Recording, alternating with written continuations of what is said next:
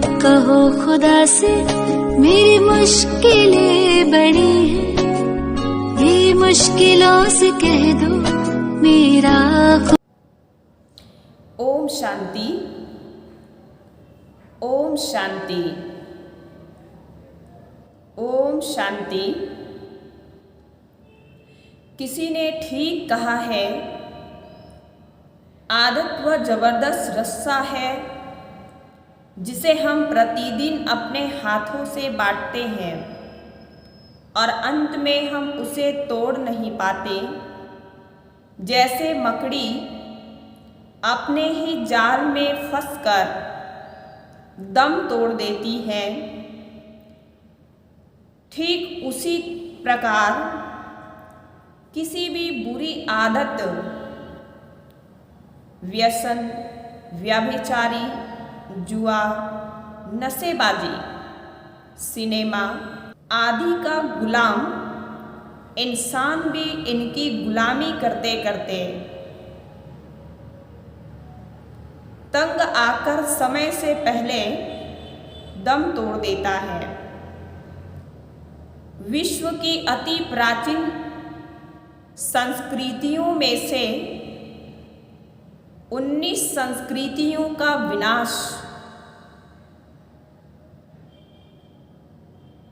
शराब के कारण हुआ। ज्यादा दूर जाने की क्या जरूरत है। मुगलों ने अपना विशाल साम्राज्य, भारत के अनेक राजपूत राजाओं ने भी अपनी राज्य शराबखोरी में गंवा दिए। रोम, मिस्र तथा यूनान के शक्तिशाली राज्य शराबखोरी के कारण बर्बाद हो गए और पूरे विश्व के विनाश के लिए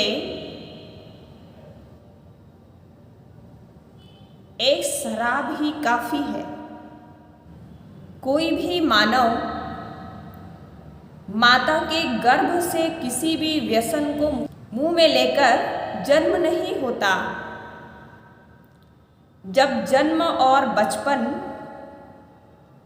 व्यसनों से मुक्त गुजर सकता है तो जीवन क्यों नहीं। व्यक्ति का बचपन तो उसकी विकसित बुद्धि द्वारा दर्शाया जाता है। व्यसन बचपन के नहीं, अविकसित विवेक तथा प्रकृति के प्रतीक है। व्यसन अर्थात स्वयं को निचोड़ना। नशेड़ी व्यक्ति की हालात उस अनाथ बच्चे की तरह होती है जो गली में पड़े हर एक चीज को उठाकर मुंह में ले जाता है, चाहे वह कंकड़ हो, कोयला हो, मिट्टी हो या पत्थर है। आज का मानव भी बेसहारा है, लावारिश है। व्यसनी व्यक्ति का हालात किसी गंदे नाले में पलते हुए सुअर की तरह हो जाता है।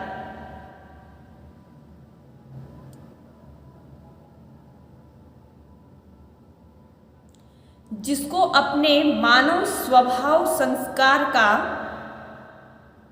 कोई ज्ञान नहीं होता, अपने विवेक शक्ति को पूरी तरह से नष्ट कर देते हैं ना उसका कोई नातेदार, ना उसे किसी की प्रेम की अनुभूति होती है, ना उससे किसी को प्राप्ति की अनुभूति होती है, ना जीवन का कोई लक्ष्य है और ना ही कर्तव्य की पहचान है, ना अपने पर विश्वास है,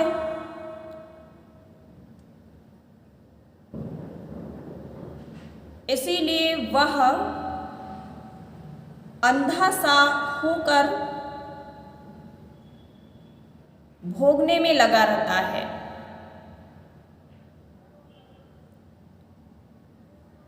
और ऐसा करके स्वयं को ही निचोड़ा जा रहा है,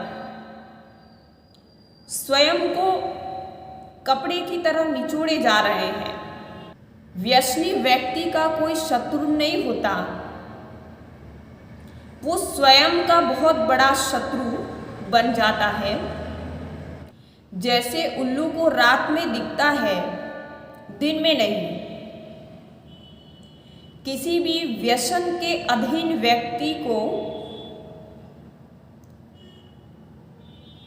या उसकी स्थिति उल्लू से भी खराब होती है, क्योंकि जो शुभ चिंतक होते हैं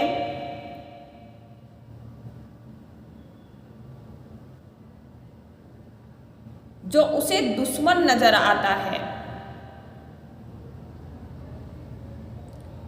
संसार के इतिहास में किसी के कितने भी बड़े और कड़े से कड़े दुश्मन बन जाता है, वह अपने मुख को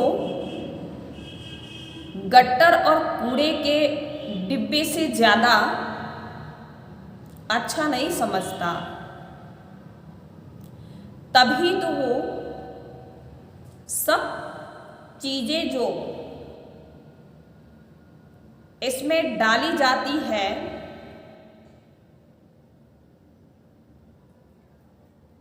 वह अपने मुख में शौक से डालते हैं। लोग उसकी इस नादानी पर हंसते हैं, पर वह किसी बड़े हादसे की खबर कानों में पड़ने तक सब बातों से बेसमझ हो अपने कार्य में लगा रहता है। दोस्ती की आड़ में दुश्मनी होती है।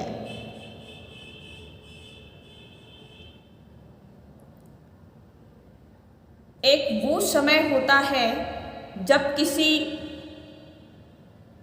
निर्व्यसनी को नशेड़ी बनाना होता है, तब दोस्तों का दल पता नहीं कहां कहां से प्रकट हो जाता है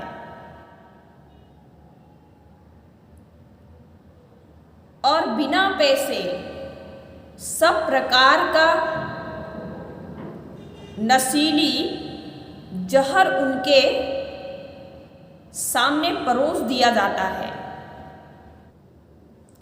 अपनी कस्में, दोस्तों की कस्में, बच्चों की कस्में दे दे करके उस व्यक्ति को दबोच लिया जाता है। और अगर वह बीमार पड़ जाए,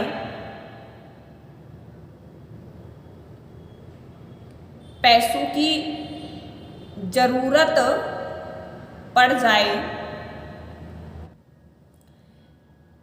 तब इन दोस्तों का नाम पता भी नहीं मिलता और ना तो इनका कोई ठिकाना। हाल चाल पूछना, मदद करना, सहानुभूति देना, ये सब तो बहुत दूर की बातें हैं।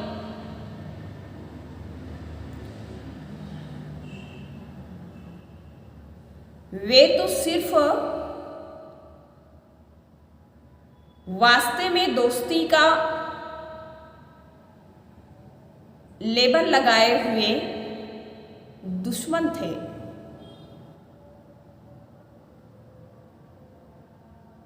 जो अपनी दुश्मनी निकाल कर चलते बने।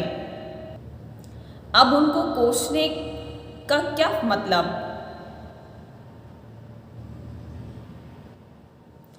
कोसना तो स्वयं को चाहिए। उनके कहने से स्वयं का दुश्मन क्यों बन बैठा?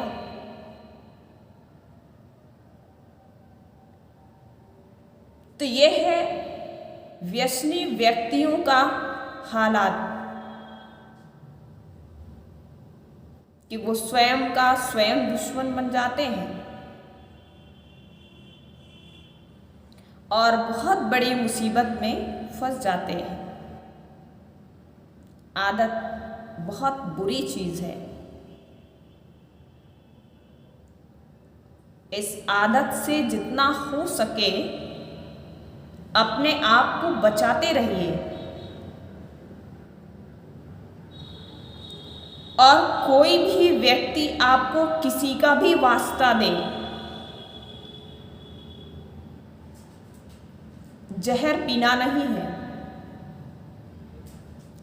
सामने वाले कोई मित्रता नहीं निभा रहे हैं आपसे, वो दुश्मनी निभा रहे हैं।